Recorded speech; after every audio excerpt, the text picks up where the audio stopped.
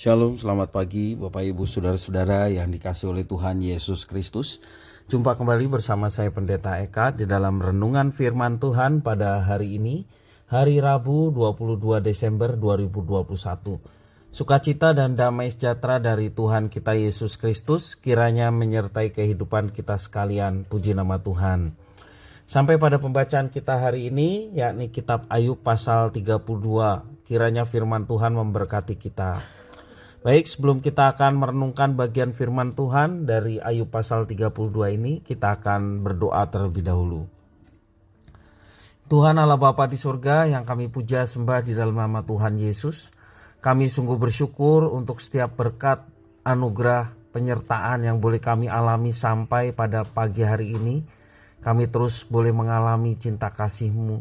Terima kasih ya Tuhan, dan kami mau terus dekat dengan Tuhan dan terus belajar firman Tuhan. Mampukan untuk kami dapat memahami apa yang Kau maksudkan. Kau juga menolong kami untuk kami dapat terapkan dalam hidup kami.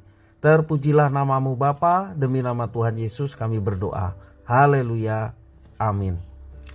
Bapak Ibu Saudara-saudara yang dikasihi oleh Tuhan Yesus Kristus, di dalam pasal yang 32 ini ada satu teman Ayub yang lain, ya, yang namanya Elihu. Ya, dikatakan ayat 32 dalam Alkitab Bahasa Indonesia, Elihu merasa juga berhak untuk mengemukakan pendapat.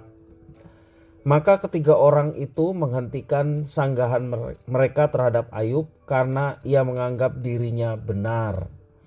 Nah, tiga orang yang sebelumnya adalah Elifaz, Bildad, dan Zofar. Dan pada hari ini pasal 32 kita belajar ada seorang teman yang lain namanya Elihu.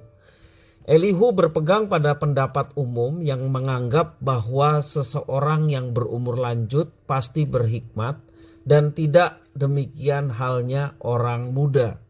Dalam ayat yang ke-6 dia mengatakan, "Aku masih muda dan kamu sudah berumur tinggi. Oleh sebab itu aku malu dan takut mengemukakan pendapatku kepadamu." Jadi dia menganggap bahwa dirinya masih muda dan tidak lebih berhikmat daripada orang yang umurnya lebih tinggi. Baik ketiga orang teman Ayub yang lain maupun juga dengan Ayub sendiri.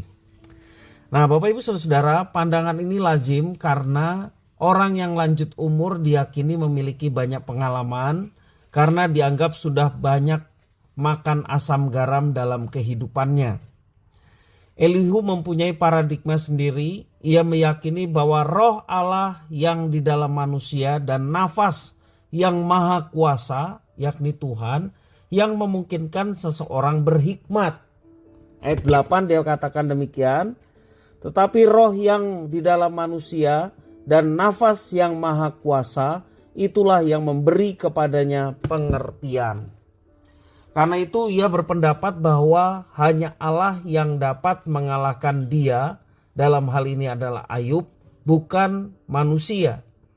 Ayat yang ke-13 mengatakan, "Jangan berkata sekarang kami sudah mendapatkan hikmat, hanya Allah yang dapat mengalahkan dia, bukan manusia." Dia di sini adalah Ayub, ya. Dalam hal ini pemikiran Elihu benar. Karena hikmat dalam hidup orang beriman tidak boleh didasarkan pada akal budi manusia atau banyaknya usia atau juga kekuasaan dan kekayaan yang dimiliki oleh manusia.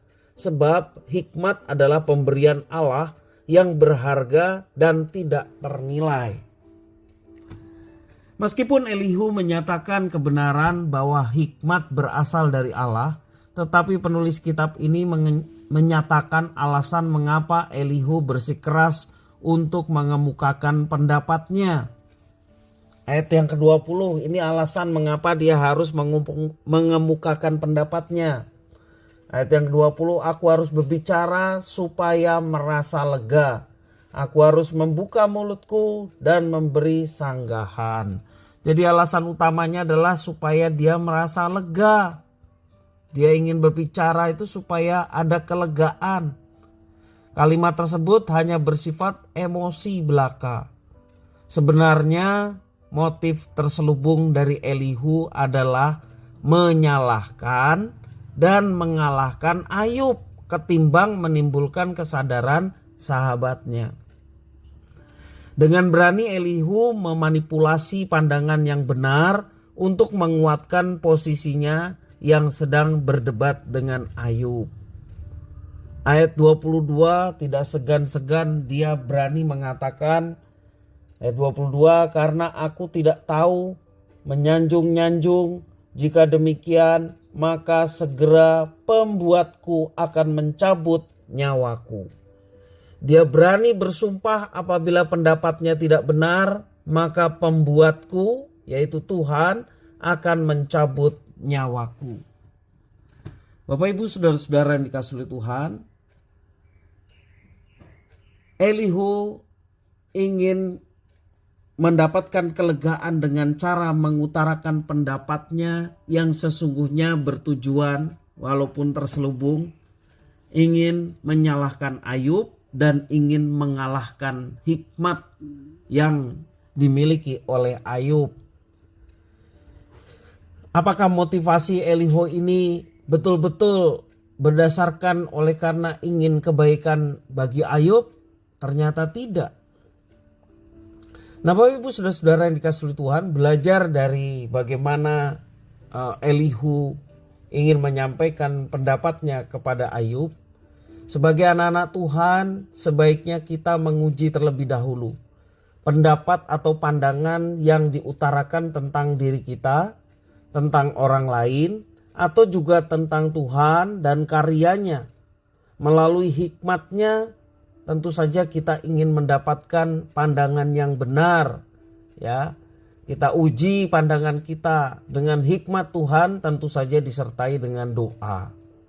Supaya jangan sampai sebelum kita berpendapat atau melontarkan pendapat kita kepada orang lain, ternyata pendapat kita keliru. Sebelum suatu pendapat atau penyataan itu dilontarkan kepada orang lain, hendaknya pandangan tersebut diuji terlebih dahulu. Apakah sesuai dengan ajaran Alkitab atau tidak? Sebelum dinyatakan secara terbuka.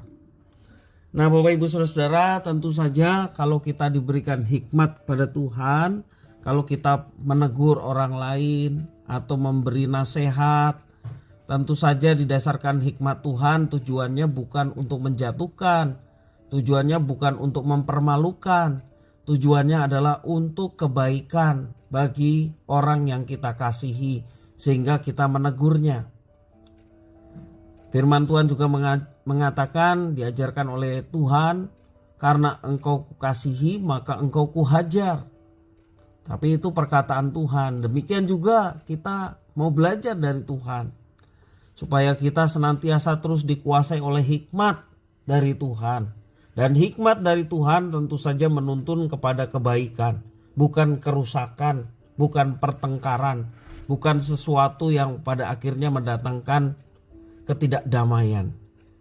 Nah, Bapak Ibu saudara-saudara yang dikasihi Tuhan, sekali lagi mari kita senantiasa meminta hikmat Tuhan, supaya apabila kita melontarkan pendapat atau pernyataan baik mengenai diri kita sendiri ataupun juga pada orang lain, ataupun juga mengenai ketuhanan kita, ya, kita sudah mendapatkan pandangan yang benar.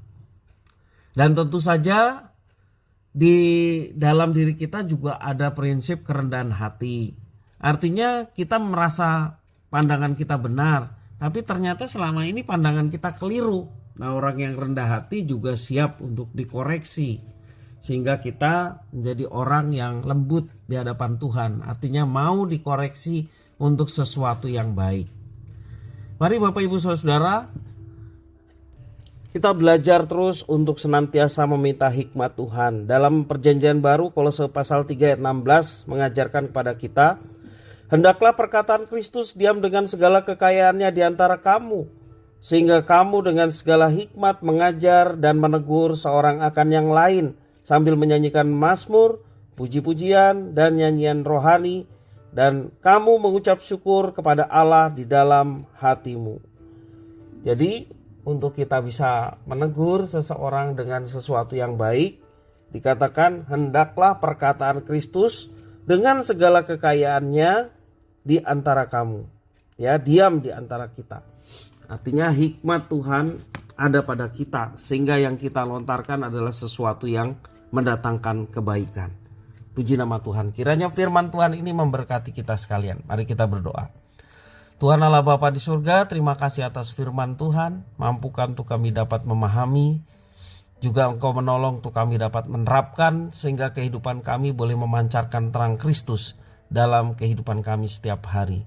Terima kasih Bapa atas firman Tuhan. Demi nama Tuhan Yesus Kristus, kami sudah berdoa dan bersyukur atas firman Tuhan. Haleluya. Amin.